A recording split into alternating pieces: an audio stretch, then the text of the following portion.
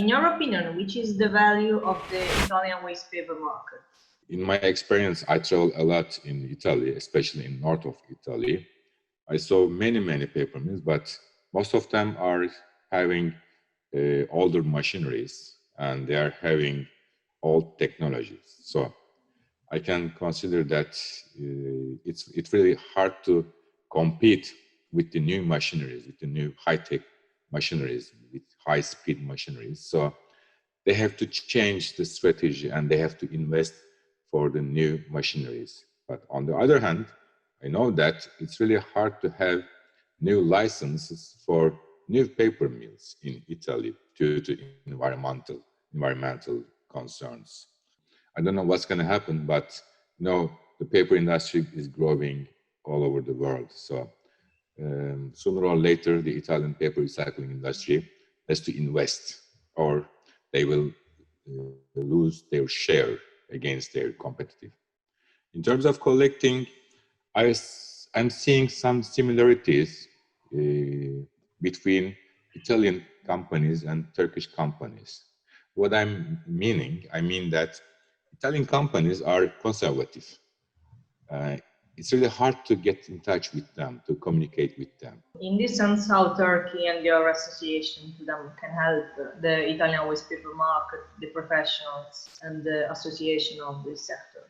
Turkey is having a strong recycling sector, including paper and plastic. And in terms of paper, the paper industry is growing very fast.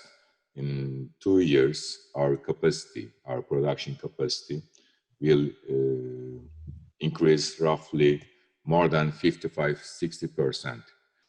Turkish plastic recycling sector also is growing fast with the high-tech new machines, with new investments. So what we can do with this knowledge, we can share our informations and we can establish the networking and the bridge between Italian collecting companies and Turkish recycling sector. And we are a good nominate for that. We are in the international market since more than 10 years. So we would like to help the Italian companies, the collecting companies, to introduce them with the Turkish recycling industry, both paper and plastic. Turkish recycling industry is a big importer of waste paper and also waste plastic.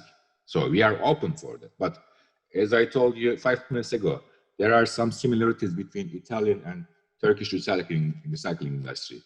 We are also conservative because most of them was founded maybe 30 years ago, 40 years ago by our fathers or uncles or grandfathers. And still we are keeping our family-owned business.